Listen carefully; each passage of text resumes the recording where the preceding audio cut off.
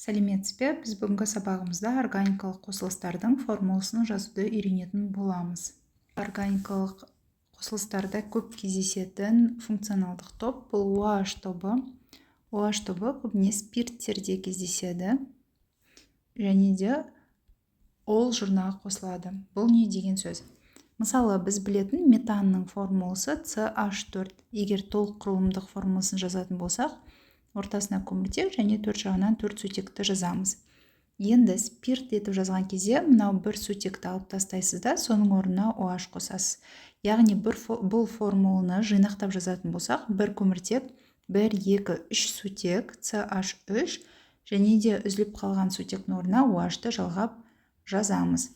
Яғни CH4 деген ол бізде метан ғой, ал спирттің атауы сәйкесінше метан, ол жинағын қосып жазамыз.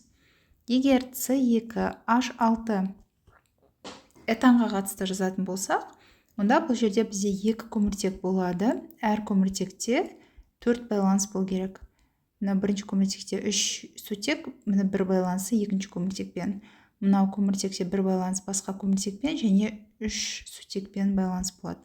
Яғни тағы да бұл жерде де бір сутекті алып тастаймыз, соның орнына OH жалғаймыз. Сол кезде жинақтап жазатын болсақ, мынау көміртекте бізде жан-жағында 3 сутегі бар, CH3.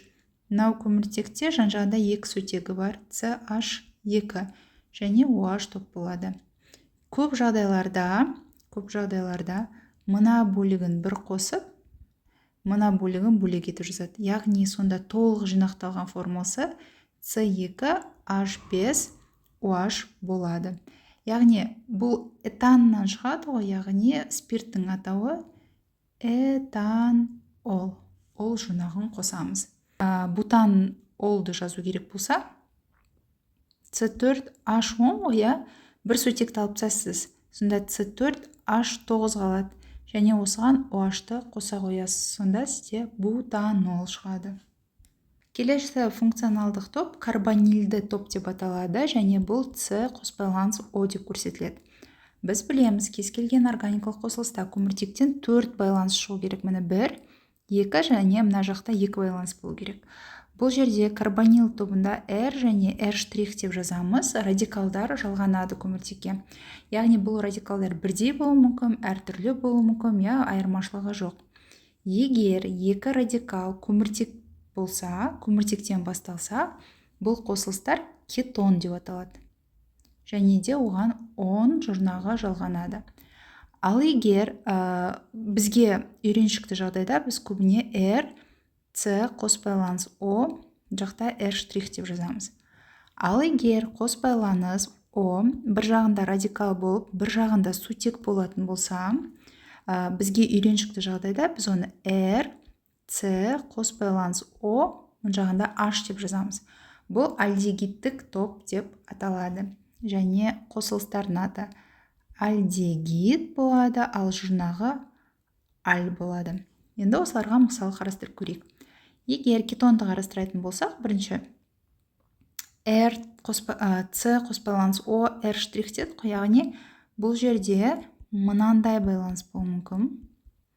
Яғни екі радикал, мұн жақта да CH3, мұн жақта да CH3,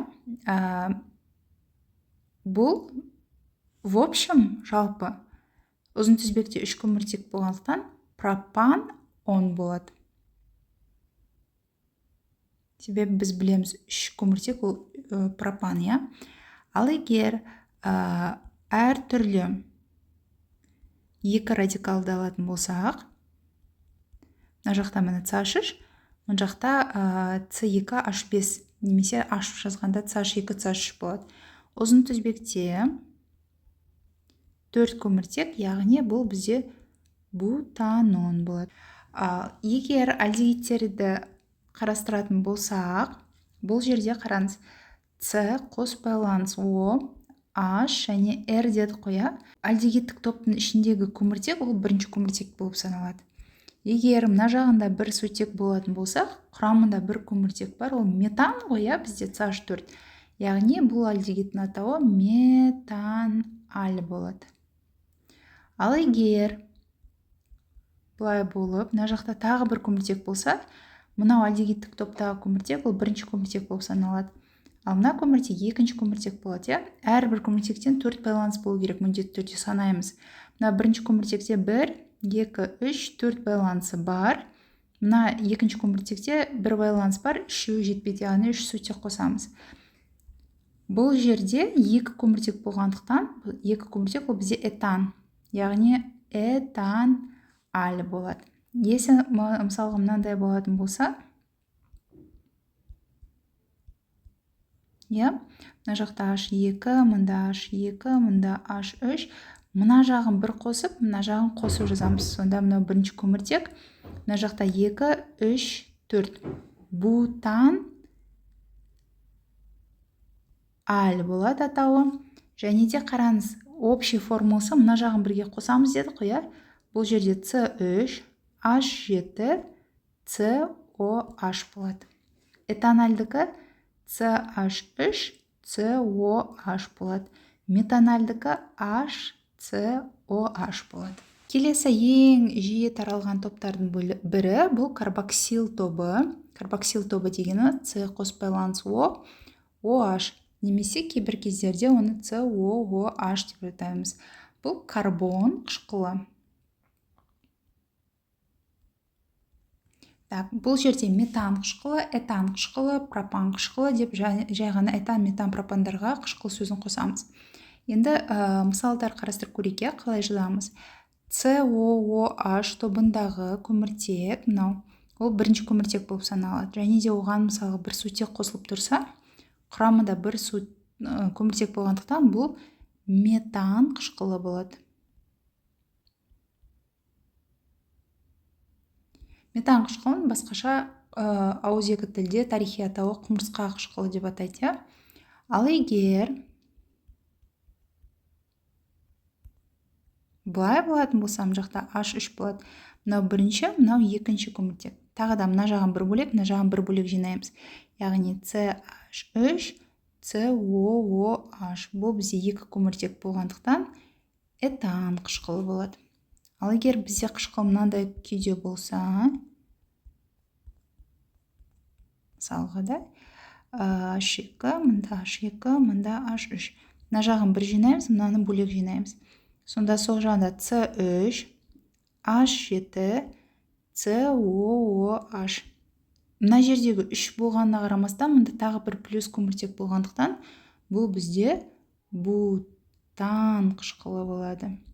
Бұл жерде естеріңізде сақтаңыздар, көбі мына C3-ті көретте пропан қышқылы деп шатастырады.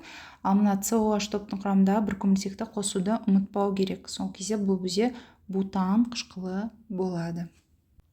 Келесі эфир. Эфирдің бізде екі түрі бар. Біріншісі жай эфир, келесісі күрделі эфир. Жай эфирлерде R, O, R' деп жазамыз. Яғни мына жердегі R-лар тағы да айтамын, бірде радикал болуы мүмкін, әртүрлі радикал болуы мүмкін. Жай эфир арасында оттек арқылы байланысады. Біздің бірінші мысалымызда екі жағыда да метил болғандықтан диметил эфирі деп атаймыз. Ал егер бір жағында метил радикал, ал бір жағында этил радикал болса, метил этил эфирі деп атаймыз. Бұл жерде метил бірінші тұрады, себебі алфавитте М, Нің алдында тұрады. Ал енді күрделі эфирлерге тоқталатын болсақ, бұл жерде радикал С қос байланыс О, мына жақта О, мына жақта R' болады. Мысал қарастырайық. Бұл жердегі радикалдарда бірдей болуы мүмкін, немесе әртүрлі болуы мүмкін, айырмашылығы жоқ. Бірақ бұл жерде есімізге сақтау керекпіз. Именно мына мен жазған мысалда мына жағы қышқылдың қалдығы болып саналады. Сондықтан бұл бір көміртек, мына екі көміртек екеу, яғни этан қышқылының метил эфирі деп аталады. Ал егер мына жақта мынандай болса, С қос байланыс О, CH3 болса, мынау үшеуі, яғни пропан қышқылының метил эфирі болады. Бұл жай эфирлер, ал мынау күрделі эфирлер деп аталады. келесі аминный топтар NH2 жалғанады. Мысалға, метанда CH4 болса, бір сутегін алып тастаймыз, CH3 болады. NH2-ні жай ғана қоса қоясыз, сонда метил амин болады. Егер C2H6 болса, соған C2H5, NH2 болса, этиламин болады. Және де осы жерге қосып кететін нитро топ болады, NO2. Мысалға, мынандай бензол қысақинасын алатын болсақ, мына жаққа NO2 қосақ, нитро бензол деп аталады. Немесе галогендерді қосуға болады, например, CH3 хлор болса, хлор метан.